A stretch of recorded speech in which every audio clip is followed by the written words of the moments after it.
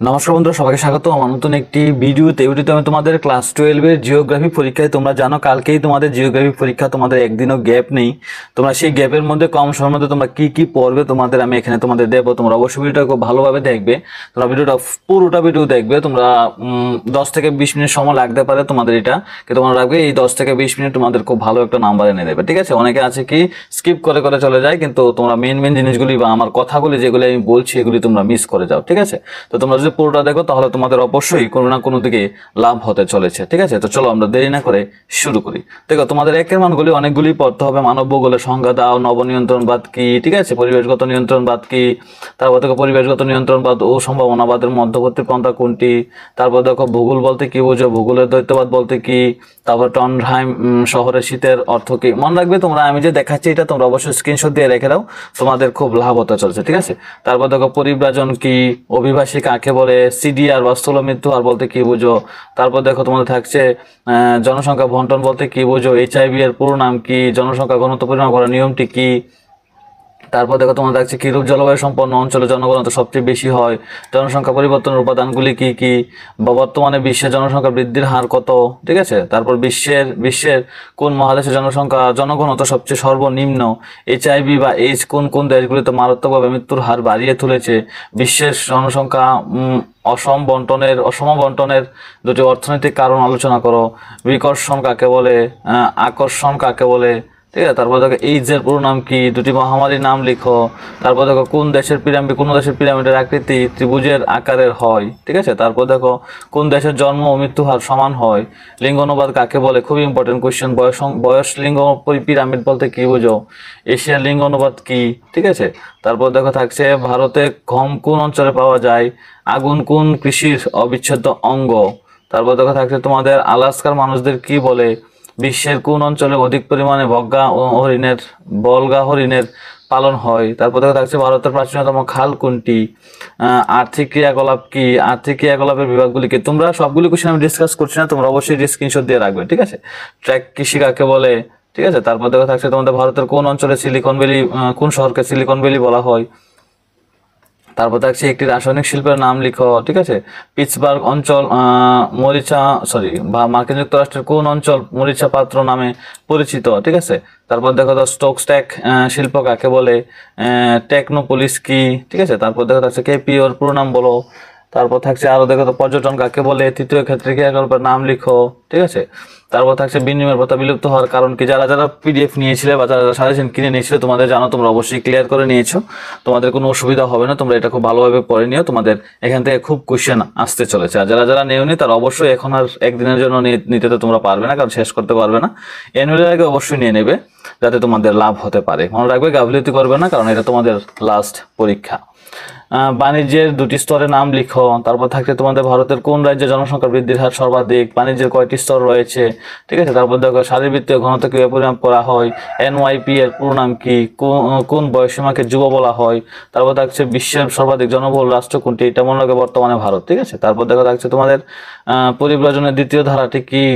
তারপর দেখো থাকছে পরিব্রাজনের যে কোনো একটি কারণ লিখো, পরিব্রাজনের আকর্ষক কারণ কি, চণ্ডীগড় ও সালেম কি ধরনের শহরে উল্লেখ করো, পৌর বসতি কি, হ্যামলেট কি, শিল্প শহর কি। তারপর দেখা থাকছে তোমাদের ভারতের একটি বাণিজ্যিক শহরের নাম লিখো।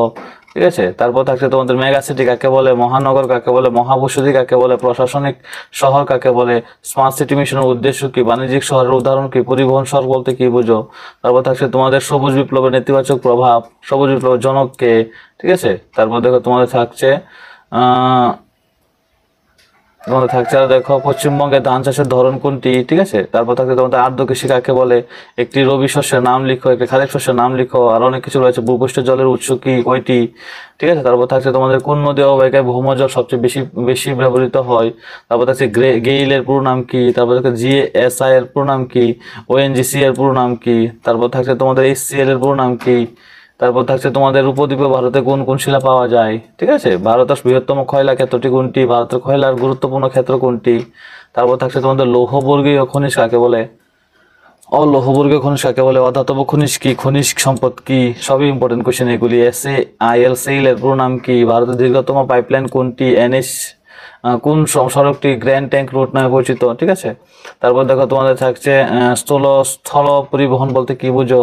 তারপর থাকছে মারমাগাঁও বন্দরটি কোথায় অবস্থিত, কোন রাজ্যে নিউ ম্যাঙ্গালোর বন্দরটি অবস্থিত, ঠিক আছে। অনেকগুলি কোশ্চেন তোমার রয়েছে, তোমরা দেখবে এখান থেকে NRSC এর পুরো নাম কি, ঠিক আছে। এই অধ্যায় থেকে মানে তোমাদের সপ্তাহে আমি একলোকে দিয়েছি না, তো তোমাদের এখন দুইয়ের মানগুলি দেখো কি কি পড়তে হবে তোমাদের। পরিব্রাজনের অন্তর্গত অভিবাসী ও প্রবাসী বলতে কি বুঝো, পরিব্রাজনের আকর্ষক ও বিকর্ষক উপাদানগুলির নাম লিখো, জনঘনত্ব কাকে বলে, স্থূল জন্মহার মৃত্যুহার কাকে বলে, জনসংখ্যার বৃদ্ধি কি কারণে ঘটে, তোমরা বানিয়ে দিতে পারবে, ঠিক আছে। জনসংখ্যা ধনাত্মক বৃদ্ধি ও ঋণাত্মক বৃদ্ধি বলতে কি বুঝো, পরিব্রাজনের দুটি কারণ কি, ঠিক আছে। কাম্য জনসংখ্যার বৈশিষ্ট্য আলোচনা করো। তারপর জনসংখ্যা নিয়ন্ত্রণের উপায় কি, খুবই ইম্পর্টেন্ট কোশ্চেন এটি। জনসংখ্যা চক্র বলতে কি বুঝো, থমাস ম্যালথাসের তথ্যটি আলোচনা করো। জনসংখ্যা পরিবর্তন কয়েকটি উপাদান আলোচনা করো। পরিব্রাজন কাকে বলে, ঠিক আছে। তারপর জনসংখ্যার অভিক্ষেপ কাকে বলে, বয়স লিঙ্গ পিরামিড কাকে বলে, ঠিক আছে। তারপর থাকছে তোমাদের লিঙ্গ অনুপাত কি, লিঙ্গ অনুপাতের সূত্র লিখো। তারপর থাকছে তোমাদের বয়স কাঠামো তাৎপর্য লিখো। মিশ্র কৃষি বলতে কি বুঝো, স্থানান্তর কৃষি বলতে কি বুঝো, শস্য আবর্তন বলতে কি বুঝো, খুবই ইম্পর্টেন্ট কোশ্চেন এগুলি। তারপর থাকে তোমার স্থানান্তর কৃষি যেগুলো দুটি বৈশিষ্ট্য আলোচনা করো। তারপর থাকে তোমাদের বাগিচা কৃষি মিশ্র কৃষির মধ্যে দুটি পার্থক্য লিখো। খনন কাজে দুটি কারণ লিখো। স্থানান্তর কৃষি দুটি অসুবিধা, স্থানান্তর কৃষি দুটি সুবিধা লিখো। শিল্প কাকে বলে লিখবে তোমরা। প্রাথমিক ও দ্বিতীয় ক্ষেত্রের মধ্যে পার্থক্য আলোচনা করো। বিশুদ্ধ কাঁচামাল কি, প্রমা শিল্প সম্পর্কে আলোচনা করো। তারপর থাকে তোমাদের পর্যটন কাকে বলে, বিশ্বের কয়েকটি গুরুত্বপূর্ণ কেন্দ্রের নাম লিখো, ঠিক আছে। তারপর থাকে তোমাদের যোগাযোগ ব্যবস্থার সংজ্ঞা দাও। ডিজিটাল বিভাজন বলতে কি বুঝো। তারপর থাকছে তোমাদের পরিবহন ব্যবস্থা ও যোগাযোগ ব্যবস্থার মধ্যে দুটি পার্থক্য আলোচনা করো। পরিবহন ব্যবস্থা কাকে বলে বা পরিবহনের দুটি বৈশিষ্ট্য আলোচনা করো, ঠিক আছে। জনগণত্ব কাকে বলে, জনবিস্ফোরণ কাকে বলে, খুবই ইম্পর্টেন্ট কোশ্চেন। ভারত জনসংখ্যা বৃদ্ধি দুটি কারণ আলোচনা করো। বেটি বাঁচাও বেটি পড়াও কর্মসূচি সম্পর্কে আলোচনা করো, খুবই ইম্পর্টেন্ট কোশ্চেন। পরিব্রাজন কাকে বলে, ঠিক আছে। পরিবহনের সংজ্ঞা, পরিবহনের দুটি মাধ্যম, ঠিক আছে। এই সবগুলি কোশ্চেন তোমরা পড়ে নেবে, ঠিক আছে। পাইপলাইনে পরিবহনের দুটি অসুবিধা আলোচনা করো, দুটি সুবিধা আলোচনা করো, এরকম পর্বে তোমরা ভারতের পশ্চাৎপদ অর্থ বর্ণনা করো। বন্দর ও পোতাশ্রয়ের মধ্যে পার্থক্য আলোচনা করো। 3 মান পর্বে তোমরা দেখো কৃষিকাজের 3টি গুরুত্ব আলোচনা করো। আর্দ্র কৃষি কাকে বলে 3টি বৈশিষ্ট্য আলোচনা করো। শুল্ক কৃষি কাকে বলে 3টি বৈশিষ্ট্য আলোচনা করো। স্থানান্তর কৃষি কাকে বলে 3টি বৈশিষ্ট্য আলোচনা করো। মিশ্র কৃষি কাকে বলে 3টি বৈশিষ্ট্য। এই 5টা থেকে একটা পরীক্ষা আসছে। বাগিচা কৃষি বা মিশ্র কৃষির মধ্যে পার্থক্য আলোচনা করো, ঠিক আছে। বাগিচা কৃষি কাকে বলে, মিশ্র কৃষি কাকে বলে, ঠিক আছে। খুবই ইম্পর্টেন্ট কোশ্চেন গুলো তোমরা দেখো। সমশিল্প কাকে বলে, এর উদ্দেশ্য আলোচনা করো। তারপর দেখো ক্ষুদ্র শিল্প বৃহৎ শিল্পের মধ্যে পার্থক্য আলোচনা করো। বাণিজ্যের সংখ্যা তার শ্রেণীবিভাগ করো। পরিবহন ও যোগাযোগের মধ্যে পার্থক্য আলোচনা করো, ঠিক আছে। এটা তোমরা পড়বে। 4 মানগুলি পড়বে। দেখো তোমাদের ভারতের ধান চাষ উৎপাদনগুলির অঞ্চলগুলির বিবরণ দাও। তারপর থাকছে তোমাদের ভারতের জাতীয় জল নীতির বৈশিষ্ট্য লেখো, ঠিক আছে। তারপর খনিজ সম্পদের 3টি বৈশিষ্ট্য আলোচনা করো, ঠিক আছে। এরকম কোশ্চেনগুলি তোমরা পড়বে, ঠিক আছে। ভারতের লৌহা করিক উত্তোলক অঞ্চলগুলির বিবরণ দাও, ঠিক আছে। তারপর দেখছো বক্সাইট, এটা তো ইম্পর্টেন্ট না, ঠিক আছে। তোমরা পড়তে পারো তবু তোমাদের যদি মনে হয় এটা। ভারতের লৌহ ইস্পাত শিল্প কেন্দ্রে গড়ে ওঠার কারণগুলি আলোচনা করো। তারপর থাকলে তোমার জনগণত্ব কাকে বলে, জনগণত্বের বৈশিষ্ট্য আলোচনা করো, ঠিক আছে। জনসংখ্যা বৃদ্ধির গতি প্রকৃতি কিরূপ আলোচনা করো।